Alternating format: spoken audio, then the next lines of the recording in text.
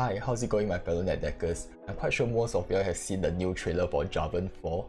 It is a new Demacia champion and it looks absolutely insane. Look at his whole armor, look at his whole posture and his demeanor. He just looks way cooler than Garen. Garen just looks lame in comparison to him. He's such a cool card. He's essentially a burst speed creature spell like Reason Miss. When you attack, you can just pay his cost to use it to challenge the strongest enemy.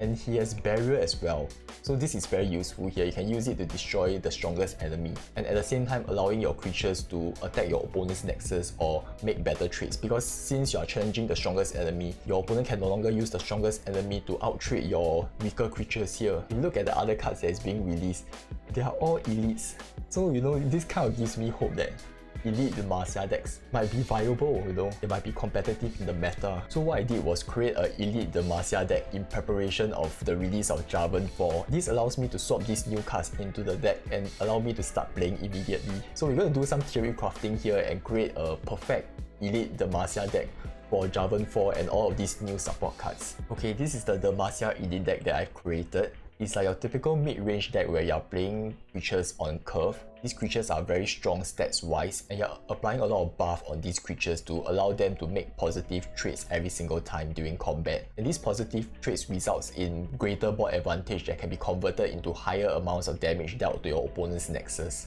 So you're playing cards like Citra the Bow that can grant your attacking allies +1/+1. You have your Vanguard Bannerman that can grant other allies +1/+1, which is a staple in mono demacia decks. You have Grand Plaza, which is extremely useful here, that can be used to grant your creatures Challenger, and extremely useful with the new cards that has Challenger effect. And most importantly, since you are playing an elite deck, you will be using Battlesmith that can grant all your elites +1/+1, which is a permanent buff. Overall, this deck is rather straightforward. It's a very creature based deck where you are trying to play creatures on curve and you are trying to make positive trades every time and gain board advantage and destroy your opponent. So this is the main body that we'll be using for Jarvan 4 and to replace all of these cards with the newly released cards. So some of the cards that we'll be replacing with the newly released cards is, so Citra or Cloudfield here will be replaced by Penitent Squire. So Penitent Squire can generate a 1-cost spell that can grant our ally Challenger, which is extremely useful here since we'll be including the new creatures that has the ability where when you challenge an ally, you get some special effect. The next card that we'll be replacing is Vanguard Defender.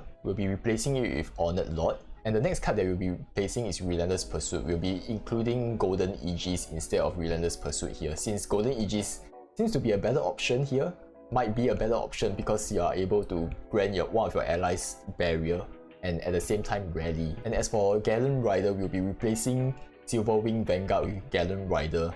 I think Silverwing Vanguard was actually quite a good card when Grand Plaza wasn't nerfed, because Grand Plaza was able to grant your Silverwing Vanguard +1/+1. So this kind of puts Silverwing Vanguard out of the range of cards like Valfeast or Withering Whale. So now with the Grand Plaza nerf, your Silverwing Vanguard is just a 4 for 3/1, which dies fairly easily here. And Silverwing Vanguard is not really a very strong creature. It can just die to Mystic Shot, it can die to Get Excited as well, and a host of other removals. But as for Galen Rider is a bit harder to kill because it's a 4 for 4/4. Things like Get Excited can't really kill it, and all the other 3 damage removals and Mystic Shot can't even touch him at all. And the good thing here is that if you drop a Grand Plaza on turn 3 and turn 4 you drop Galen Rider, you can use it to transform it into Vanguard Cavalry, which is extremely strong. So as for the replacement for Jarvan 4, I'm still considering between Garen or Citra the Bow. I think removing Citra the Bow might be too much of an impact on our deck, because Citra the Bow really helps the deck here by giving all your attacking allies +1/+1 and Fearsome, which is extremely useful. As for Garen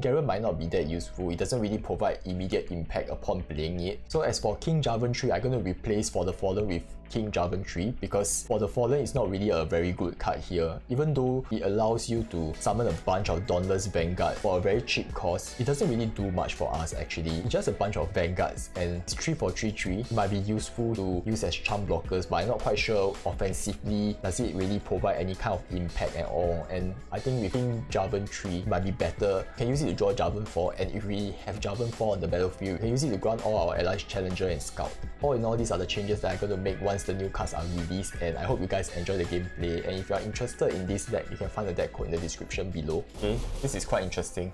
I kind of know where he's trying to go with this deck. It's like a Mushroom Karma deck, right? So you're doubling mushrooms. It's just gonna give us insane mushrooms here. I think I'm gonna go with this. The good thing here is that we have a good curve. Okay, this is unnecessary, having 2 for the Fallen in our hand. I don't think they have any board wipes here. I'm actually here. It's quite hard to actually get a good curve early on with the demacia elite deck. The curve is a bit off, like it's not exactly as smooth as a pure mono demacia like that has been optimized, you know, when you're running Lucian and Senna and all this. Like for this mono demacia elite deck, the turn 3 is a bit like empty. You only have Grand Plaza and Vanguard Sergeant. And on turn 5 it's also quite empty, you only have Garen here. If you don't have Garen, your turn 5 is nothing. But the hope is that you have other creatures you can summon here. Yeah. So I think now is a good opportunity to go with Grand Plaza. You can use this to give our Wizard Ranger Challenger and destroy Emo here. I'm quite sure he has a Mystic Shot, but that's fine. Wizard Ranger is good for this situation because when he dies, he summons a Loyal Badge Bear. So it's impossible for him to stop us in this situation. Alright, let's mess some folks up. Yep. So even though he might kill this, we always have a Badge Bear that has Challenger that can take this out. Okay, so that's the only way that he can stop us. That's fine. Yep, time for another whooping.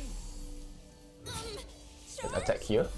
We should always push for damage. I mean, since we are a mid-range deck, but we also need to be aggressive as well. Because once he gets Karma and reach the late game, we are most likely going to lose here. A noble end.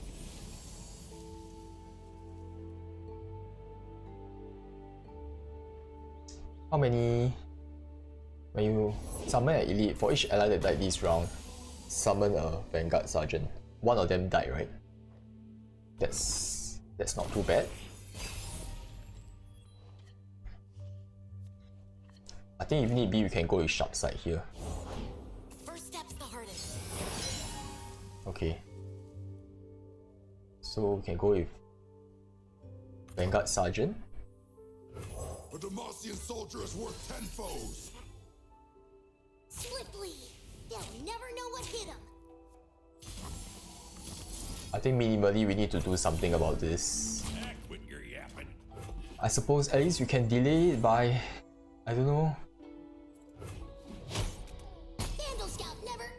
Wait, it just levels up, right? It doesn't double the mushroom. Okay, that's fine for now. Starts with mushrooms. I think come to think of it, maybe I shouldn't have like cast my Vanguard Sergeant. I should have just save it for next turn. Wait, but there isn't really much we can do. I was hoping that I can cast 2 creatures to challenge into these 2. That's fine.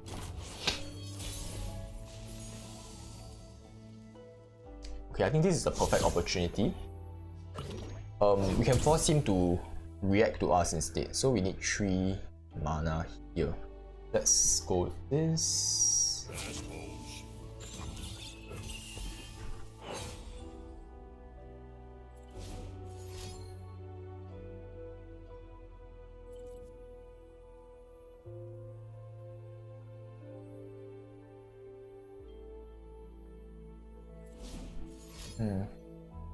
Now the question is whether should I have... Okay, this is a bit awkward now. Okay. This is fine. I think I'm just gonna go with Battlesmith and Vanguard Bannerman. I was hoping that I can use Relentless Pursuit this turn to force him into blocking our creatures using Teemo, but we do not have enough firepower here. So let's just go with Battlesmith. The finest Demacian steel. But either way, right? We don't have to rely on Relentless Pursuit. We can always just use our creatures here to challenge him. Okay, that's a bit unfortunate. Let's go with this. At least you can challenge one of them. And now we are putting him in a position where he needs to respond to us. Otherwise, he's gonna take a lot of damage here. I'll do my best. Yep. So this really helps. Vanguard Bannerman really helped to put Citra out of the range of King Cole Wayfinder. So now we have a better trade. We out-trade King Cole. Instead of her, before that, she wasn't trading very well with it. She just dies, isn't it? Because she's 2-2, and this is 2-3. I'm quite surprised that he has a lot of stuns, but it's fine. He might just have to take some tough caps into our deck. But he can't keep like using stuns forever, isn't it? They'll never know what hit him. It's okay, I think we'll just allow that. 7 damage. How much is that now? 28. Let's go with this. Raise the banner. Lift our spirits.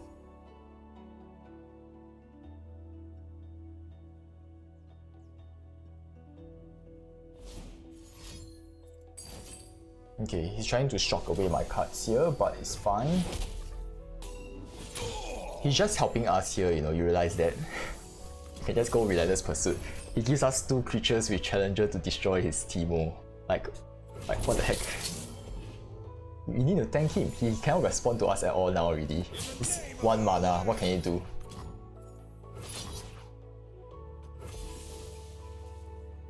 Next time we open attack, he lies. See, he loses. Okay, it's quite rare for Demacia Elites to win, but we got quite lucky here.